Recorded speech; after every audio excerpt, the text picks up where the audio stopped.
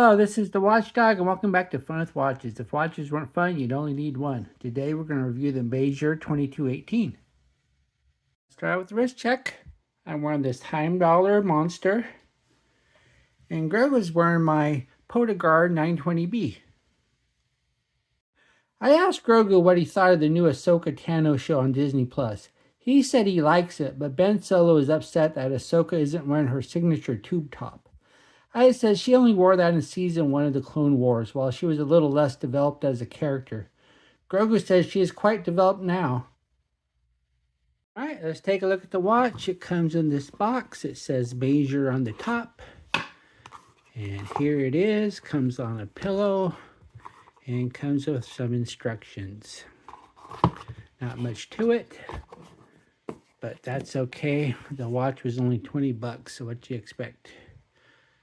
But here it is. Not a bad looking watch for a $20 watch. This is the second MEGIR on my channel and my third Richard Mille homage. At about $20, it is very affordable, so of course it is a small second quartz chronograph with an alloy case and a mineral glass crystal. Richard Mille watches are somewhat divisive due to their unusual design, and it makes one wonder if they would be a modern watch icon if they weren't so ridiculously expensive. But famous or infamous, you have heard of them, and it is fun to wear something that looks like a Richard Mille when you know darn well you will never own the real thing. This MEGIR comes in 3 case colors. If you stick with black, then there is also a red or orange strap option. If you go with the silver color, then you can only get a white strap. And if you choose the rose gold, you're limited to black. The watch is 42 millimeters wide if you measure right here. That doesn't count these little nibs on the bezel. We have 49.9 millimeters lug to lug, which really isn't a lug to lug, but that's how long it is. It's 16.5 millimeters thick, and the lug width doesn't apply, but the strap is 26 millimeters where it meets the case, and it weighs 105 grams on the supplied silicone strap. This being a Richard Mille homage, we have this unique bezel with these little screws to hold it down. I'm pretty sure that this end of the screw is for show, and this end of the screw is what you would actually use to unscrew it. And then we have the dial. The dial has a chapter ring with the indices and the minute markers, and we have double indices at the majors.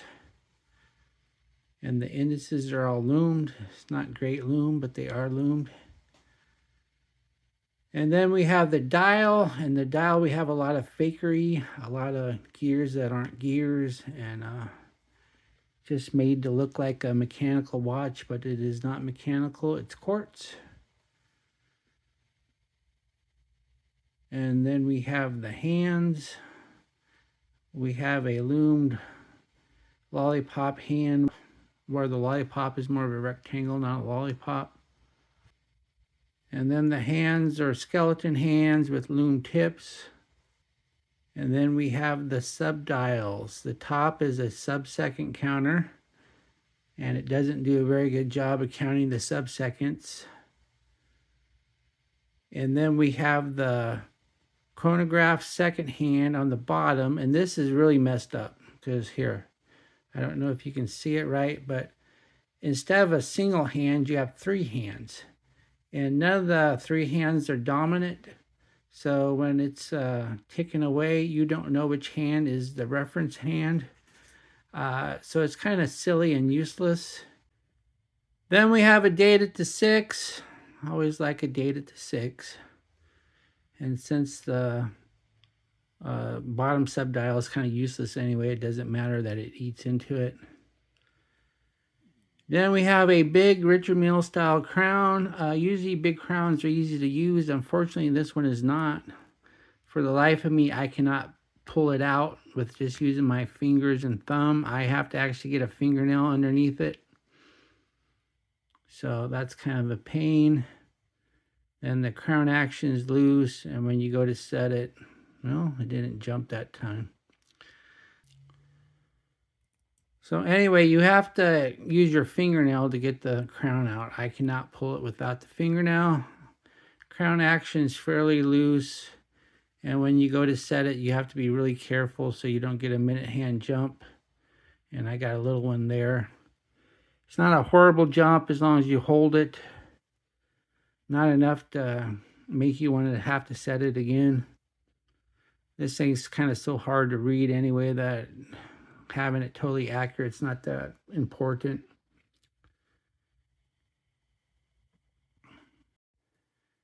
Then we have a mineral glass crystal, and it's curved meet with the case. Nothing wrong with it. You're not going to get sapphire on a $20 watch, and that would just add some reflection anyway. And then we have the case. The case is a coated alloy. This is not stainless steel. Thankfully, it's not rubber coated like that Pin Time was. I really didn't like that one bit. But it looks like a Richard Mille. It's a nice looking case.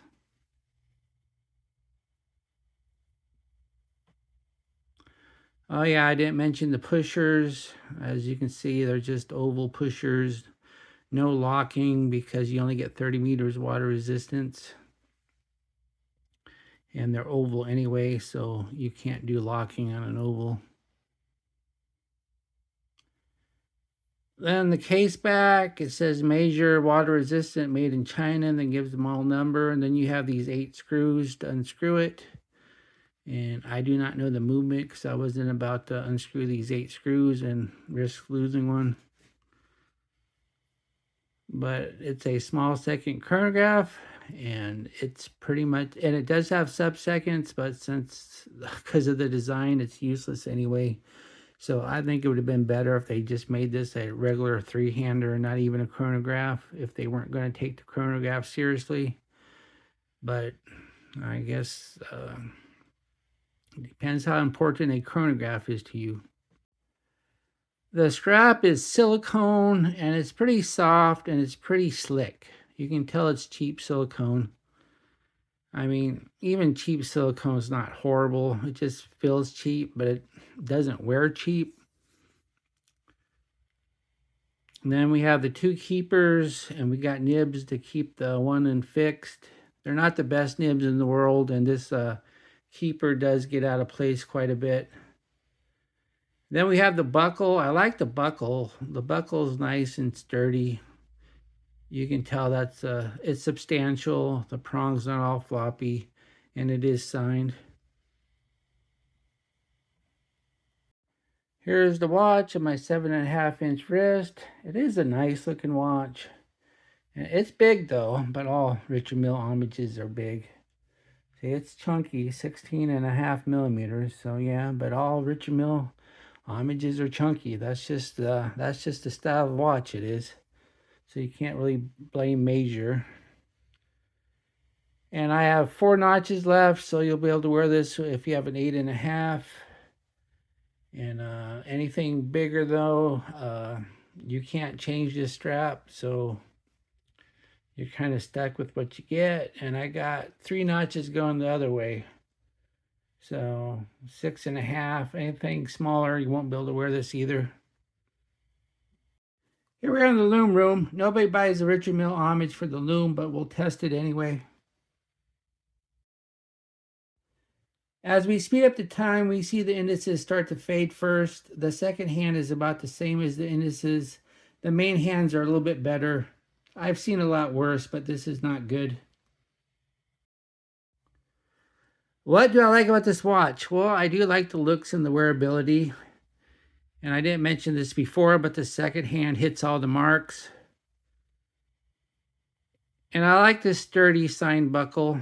I think they did a good job with that. What are my gripes and groans? 3/2 chronograph hand has no distinguishing marks, so useless as a chronograph. The chronograph minute counter is missing a proper subdial, which makes it even more useless as a chronograph. Push-pull crown is hard to pull out without using your fingernail. And this silicone strap just feels really slick and cheap. Do I recommend this watch? Well, I'm torn. If you want a watch that looks like a Richard Mille and don't want to spend much more than $20, then this will do the trick.